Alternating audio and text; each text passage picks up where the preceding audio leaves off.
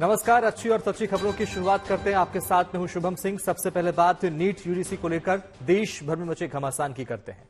NEET परीक्षा की जांच में लगातार एक्शन हो रहा है। बिहार में इकोनॉमिक ऑफेंस यूनिट यानी ईओयू लगातार गिरफ्तारियां कर रही है। हजारीबाग कनेक्शन को लेकर भी बड़ा खुलासा हुआ है। इस बीच मामले की जांच सीबीआई ने शुरू कर दी है और पहली एफआईआर दर्ज कर ली है।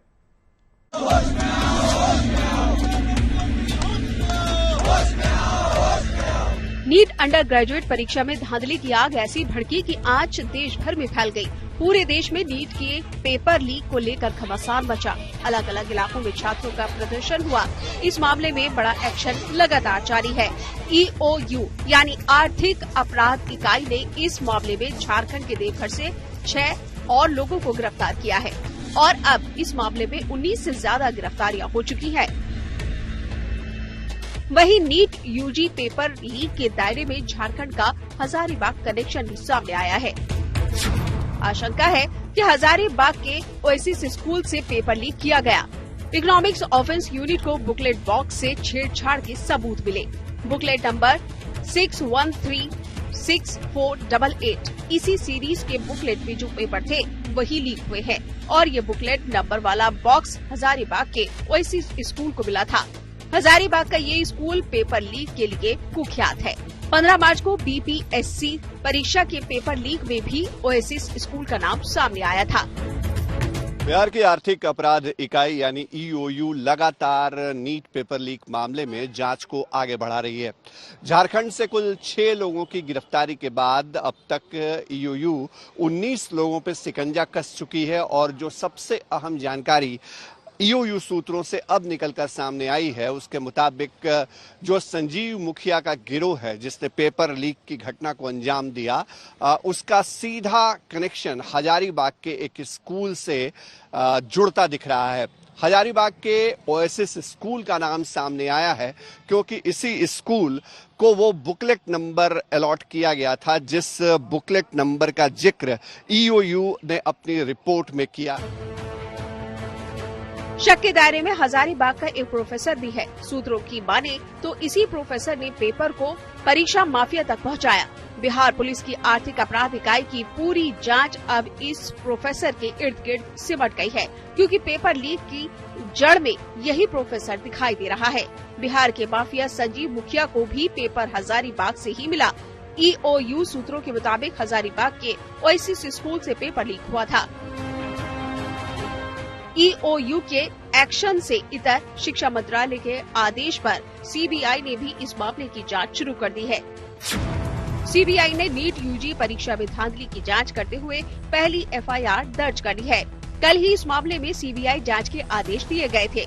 अब सीबीआई देश भर में दर्ज सभी एफआईआर को अपने हाथ में लेकर जांच शुरू करने की तैयारी में है।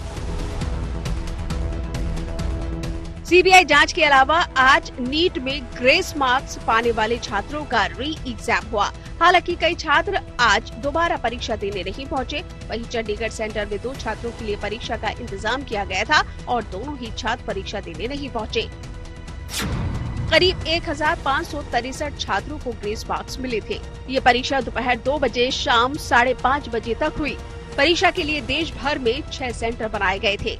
हर सेंटर के लिए संयोजक नियुक्त किए गए। इन केंद्रों पर एनटीए के साथ शिक्षा मंत्रालय के अधिकारी भी मौजूद थे। नीट में ग्रेस मार्क्स को लेकर सवाल उठे थे।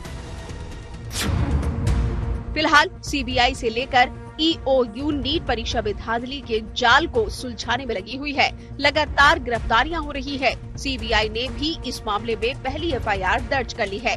यानी धीरे धीरे नीट को क्लीन करने की मुहिम आगे बढ़ती जा रही है। पटना से शशि भूषण, हजारीबाग से सत्यजीत के साथ bureau report, good news today.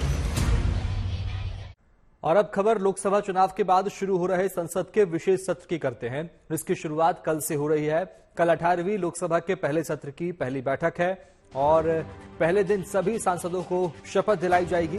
इसमें पीएम मोदी भी शामिल होंगे। सुबह 11 बजे पीएम मोदी शपथ लेंगे। इसके बाद राजनाथ सिंह, अमित शाह और नितिन गडकरी सांसद की शपथ लेंगे।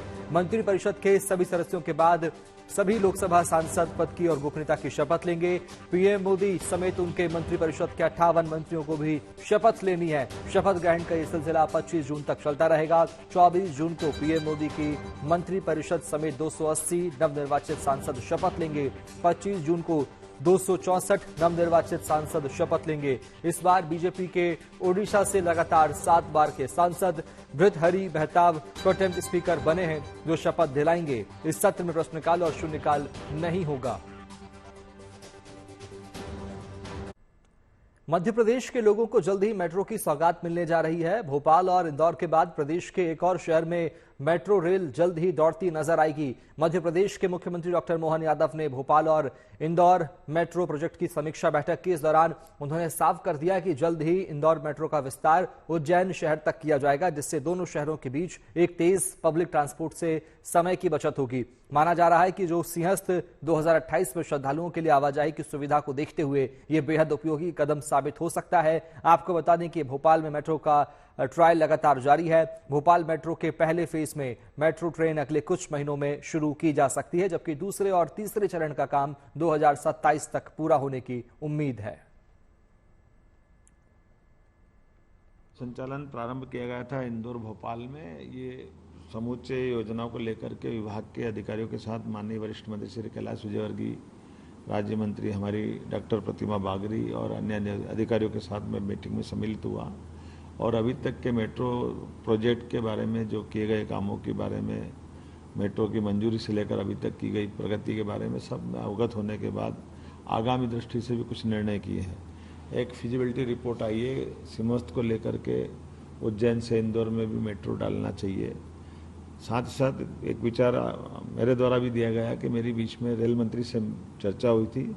उनका कहना था कि मेट्रो का, वंदे मेट्रो एक नया उनका ट्रेन का आकार बन रहा है, जिसके आधार पर जो मेट्रो ट्रेन संचालन पुराना है उसके बजाय मेट्रो ट्रेन के बजाय वंदे मेट्रो भी सर्किल ट्रेन के माध्यम से यातायात की बड़ी सुविधा दी जा सकती है। और अब बात चार धाम यात्रा की। यमुनोत्री और गंगोत्री धाम में आस्था का सैलाब उमड़ रहा है। इस बार पिछले 2 साल का रिकॉर्ड टूट गया है। सिर्फ 44 दिनों में ही 9 लाख से अधिक श्रद्धालु यहां दर्शन के लिए पहुंचे, जो अपने आप में ही एक बड़ा रिकॉर्ड है।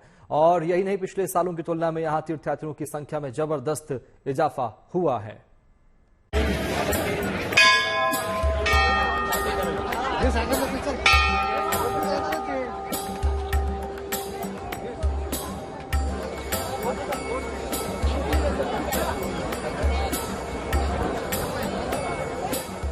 चार धाम में आस्था का सैलाब चरम पर है।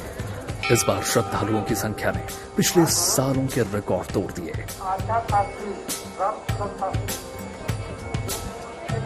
गंगोत्री और यमुनोत्री धाम में आने वाले तीर्थयात्रियों का आंकड़ा आज 9 लाख की संख्या को पार कर गया है। 10 मई को यमुनोत्री और गंगोत्री धाम के कपाट खुलने के साथ ही इस बार 44 दिनों के भीतर रिकॉर्ड संख्या में 9 लाख से ज्यादा श्रद्धालु यहां दर्शन कर चुके हैं।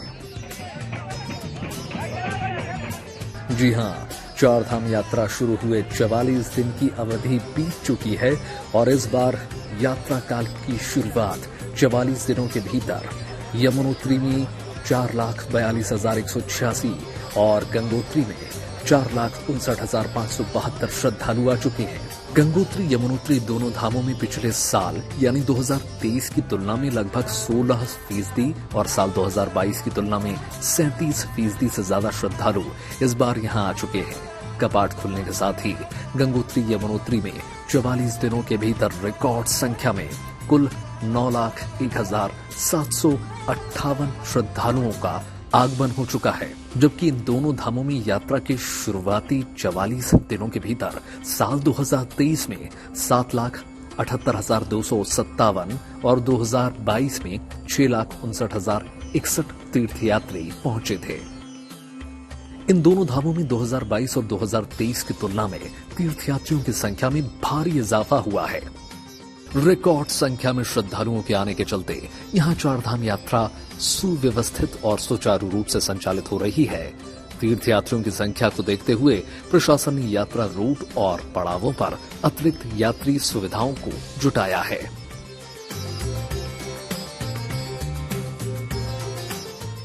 चारधाम यात्रा को लेकर इस बार स्वास्थ्य सुविधाएं भी बढ़ाई गई हैं। विशेषज्ञ चिकित्सकों, मेडिकल रिलीफ पोस्ट, स्वास्थ्य मित्रों और मोबाइल मेडिकल टीमों की तैनाती की गई है। साथ ही स्क्रीनिंग सेंटर में नियमित रूप से तीर्थयात्रियों की स्क्रीनिंग की व्यवस्था की गई है। सरकार और प्रशासन की कोशिश यही है कि तीर्थयात्रियों को सभी सुविधाएं मिलें और उन्हें कोई दिक्कत न हो। चमोली से Omkar Bahuguna, good news today. Ayodhya के राम मंदिर में 3 नए बदलाव हो गए हैं और ट्रस्ट ने इसे तत्काल प्रभाव से शुरू कर दिया है।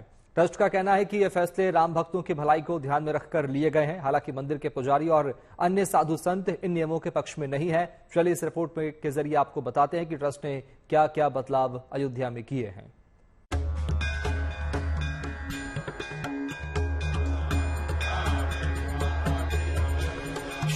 रामनगरी अयोध्या में प्रभु राम के विराजमान होने के बाद पूरे देश और दुनिया के राम भक्त यहां पहुंचकर बालक राम का दर्शन पूजन कर रहे हैं।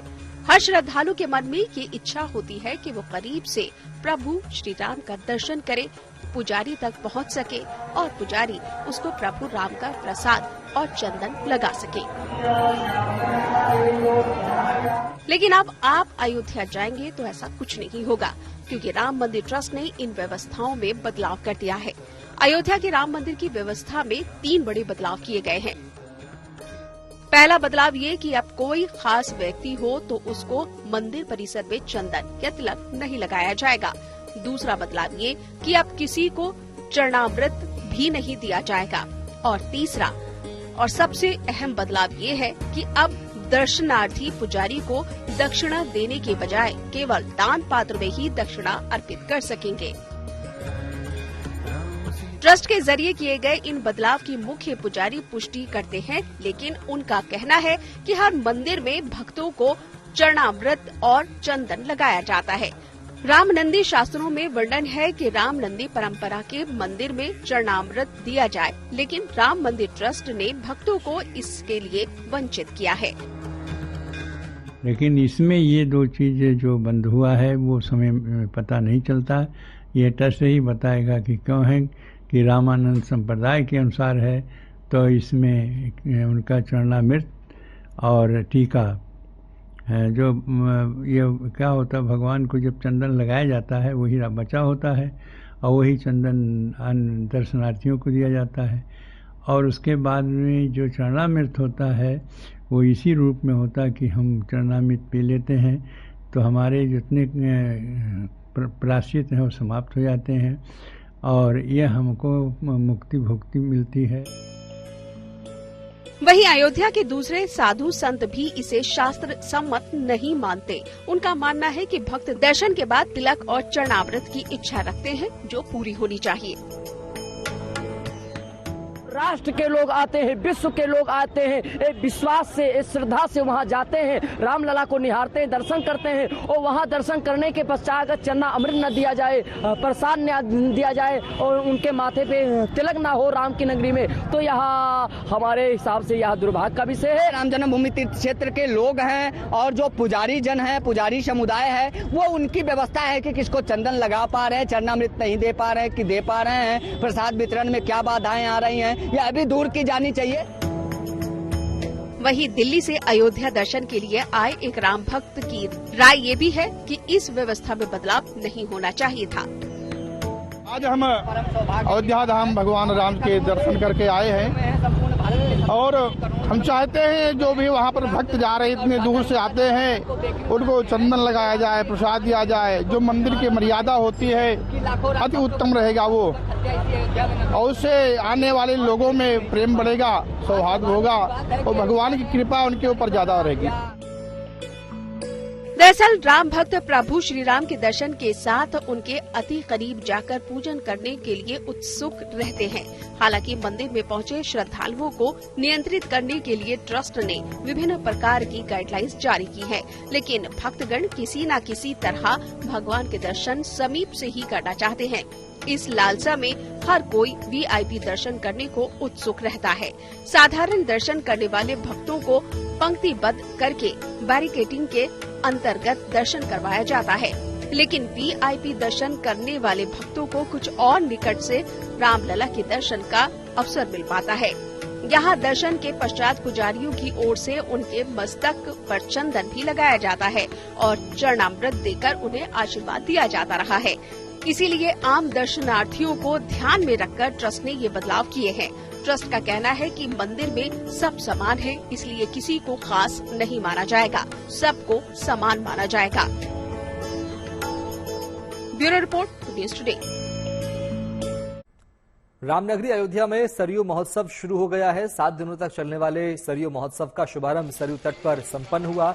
कार्यक्रम की कड़ी में इन 7 दिनों में कई अनुष्ठान होंगे। इसी कड़ी में शनिवार को तमाम रीति रिवाजों के साथ मां सरयू का जन्मोत्सव मनाया गया और विशेष प्रार्थना की गई। यहां भव्य झांकी सजाई गई, जिसमें नगर के तमाम साधु संतों ने हिस्सा लिया। अयोध्या में इस महोत्सव के दौरान हर रोज करीब 5051 बत्ती से सरयू की महाआरती होगी और इसके साथ ही हर रोज रात 8 बजे से सांस्कृतिक कार्यक्रम भी किए जाएंगे। इस दौरान महोत्सव के संयोजक महंत शशिकांत दास ने बताया कि 12 सालों से यहां निरंतर मां सरयू का जन्मोत्सव धूमधाम से मनाया जा रहा है।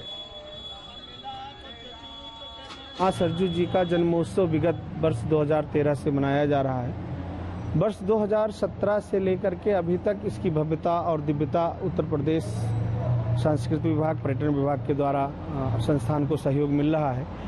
तो मां सरयू जी का जन्मोत्सव हम सारे लोग बड़े धूमधाम से मनाते हैं। उसका मूल कारण है कि भगवान श्री राम ने गोस्वामी तुलसीदास जी के माध्यम से रामचरितमानस में ऐसा उद्घोष किया है कि जा मज्जन्ते बिनहि प्रयासा मम समीप नर पावहि वासा। गोस्वामी तुलसीदास जी महाराज जी कहते हैं कि जो लोग सरयू जी में अवगाहन करेंगे, उसमें आचमन करेंगे, माता सरयू जी का दर्शन करेंगे, तो वो भगवान के समीप में अपना निवास स्थान बनाएंगे। इतनी बड़ी महिमा, इतनी बड़ी माँ सरयू जी की कृपा पूरे भारतवर्ष पर, पूरे विश्व पर आह्लादित हो रही, जो कलकल नाद करती हुई, छलछल करती हुई अयोध्या के चारों तरफ से माँ सरयू जी प्रवाहित हो रही हैं, जिसमें भगवान श्री राम ने अपनी जन्मभूमि के उद्घोष को भी लेकर के कहा है कि जन्मभूमि मम पुरी सुहावन उत्तर दिश बा सरयू पावन। जिन माँ सरयू जी की महिमा इतनी बड़ी और इतनी बृहद है कि जिसमें तीर्थराज प्रयागराज भी अपने पापों को धुलने के लिए आते हैं, ऐसा प्रमाण मिलता है, ऐसा संतों के द्वारा, ऐसा वेदों में, ऐसा वर्णित है पुराणों में। तो उन माँ सरयू जी का जन्मोत्सव हम सारे लोग धूमधाम से मनाते हैं। जब भगवान राम स्वयं कहते हैं कि माँ सरयू के बिना कोई भक्त मेरा प्रिय नहीं हो सकता है। भगवान राम ने कहा है कि अवधपुरी मम पुरी सुहावन उत्तर दिश बह सरयू पावन जा मज्जन कर बिनहि प्रयासा मम समीप नर पावत बासा। जिस किसी के मन में यह श्रद्धा हो कि मुझे रघुनाथ के श्री चरणों में जाना है, तो वह श्री माँ सरयू के गोद में आकर के वह स्नान करें, मज्जन करें और उनका अर्चन बंदन करें, तो भगवान के श्री चरणों का मार्ग स्वतः खुल जाता है। ऐसी जगत जननी माँ सरयू की यह जयंती महोत्सव चल रही है और इसमें आज उनके जयंती के अवसर पर सुबह उनका पूजन, अर्चन, बंदन, अभिषेक, पुष्पार्चन आदि करके माँ भगवती को श्री चरणों में अपनी श्रद्धा सुमन समर्पित की गई।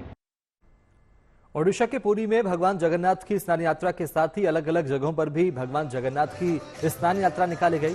2 तस्वीरें आपकी टीवी स्क्रीन पर है। गुजरात के वडोदरा और पश्चिम बंगाल के कोलकाता में इस्कॉन मंदिर ने अपने कैंपस में स्नान यात्रा का आयोजन किया, जिसमें बड़ी संख्या में श्रद्धालुओं ने हिस्सा लिया और भगवान जगन्नाथ का जलाभिषेक कराया। वडोदरा में इस मौके पर भगवान को 56 भोग भी लगाए गए। वहीं कोलकाता में जुटे श्रद्धालुओं ने इस्कॉन मंदिर में भगवान की झांकी मंच पर सजाई, जहां भक्तों ने भगवान को स्नान कराया।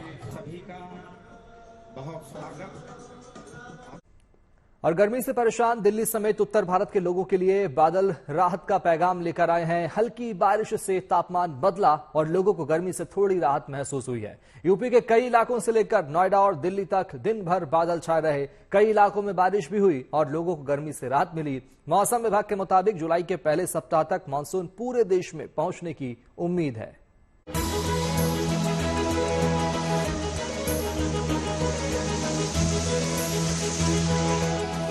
भीषण गर्मी के बीच ये राहत की बूंदें हैं।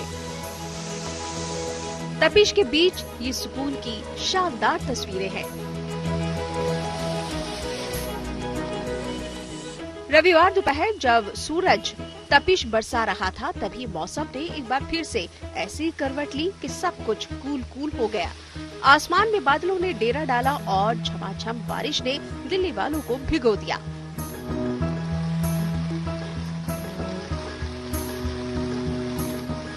बरखा और बहार का ये मौसम सिर्फ दिल्ली तक सीमित नहीं था, बल्कि उत्तर प्रदेश के कई इलाकों में भी लोगों को गर्मी के इस मौसम में बारिश ने राहत का पैगाम दिया। नोएडा से लेकर जौनपुर तक बारिश ने मौसम खुशनुमा बना दिया। लोगों को गर्मी से राहत मिली और लोगों ने सुकून की सांस ली। बारिश के बाद सूरज की तपिश एक बार फिर लोगों का जीना मुहाल कर रही थी। लेकिन रविवार को तो जैसे मौसम का रुख ही बदल गया। दिल्ली से लेकर मुंबई तक मौसम का मिजाज कुछ ज्यादा ही खुशनुमा नजर आया। माया नगरी मुंबई में भी बादल झूम कर बरसे और सब कुछ भिगो दिया। बहुत मजा आ रहा है। बारिश बहुत ही सही टाइम पे हुई है। हम जस्ट यहाँ वॉक करने आए थे, बट एकदम से बारिश हुई एंड इट इज अमेजिंग। बारिश का लुत्फ ले रहे, आनंद ले रहे, सब लोग मौसम का मजा ले रहे हैं। बहुत ही बेहतरीन यहाँ का नज़ारा है। हल्की हल्की बारिश हो रही है और यही सब एंजॉय करने के लिए हम लोग गुजरात से यहाँ पे आए हैं। मैदानी इलाके तो पूरी तरह से तप ही रहे हैं, लेकिन इस साल ऐसी भीषण गर्मी पड़ी जिसने पहाड़ों में भी तपिश का खूब एहसास कराया। उत्तराखंड से लेकर हिमाचल प्रदेश को भी हीट वेव का सामना करना पड़ा, लेकिन अब इन राज्यों में राहत की बारिश हो रही है। ये तस्वीरें देहरादून की है, जहां जमकर बदरा बरसे, जिसने करीब 1 महीने के बाद जाकर लोगों को बड़ी राहत दी है। आज देश के ज्यादातर इलाकों के आसमान में बादलों का डेरा है, तो फजा में ठंडी ठंडी हवा का बसेरा है। मानसून अच्छी स्पीड के साथ आगे बढ़ रहा है और इसके आने वाले दिनों में पश्चिमी और पूर्वी भारत में काफी एडवांस होने के संकेत है। Bureau report, good news today. ISRO ने एक बार फिर बड़ी कामयाबी हासिल की है। इसरो के रीयूजेबल लॉन्च व्हीकल पुष्पक की लगातार तीसरी बार सफल लैंडिंग हुई है। भारतीय स्पेस एजेंसी ने बताया कि पुष्पक की लैंडिंग को लेकर यह फाइनल टेस्टिंग थी जो कामयाब रही। कर्नाटक के चित्रदुर्ग में RLV LEX 03, जिसे पुष्पक नाम दिया गया है, उसकी सफल लैंडिंग हुई है। पुष्पक ने चुनौतीपूर्ण परिस्थितियों में उन्नत स्वायत्त क्षमताओं का बेहतर प्रदर्शन किया, बेहद सटीक हॉरिजॉन्टल लैंडिंग को अंजाम दिया। RLV LEX 03 का ये फाइनल टेस्ट सुबह 7:10 पर किया गया। इसरो के मुताबिक इस बार चुनौतियां ज्यादा थीं। देश की समुद्री सीमाओं की सुरक्षा अब और पुख्ता होने जा रही है। भारतीय नौसेना अब स्वदेश में विकसित तपस ड्रोन का ऑर्डर करने जा रही है। ये ड्रोन समुद्र के ऊपर उड़ान भरेंगे और नौसेना को हर तरह की हलचल की जानकारी देंगे, जिनके आधार पर जरूरी कार्रवाई की जाएगी। आपको बताते हैं क्यों खास है ये ड्रोन, देखिए इस रिपोर्ट में।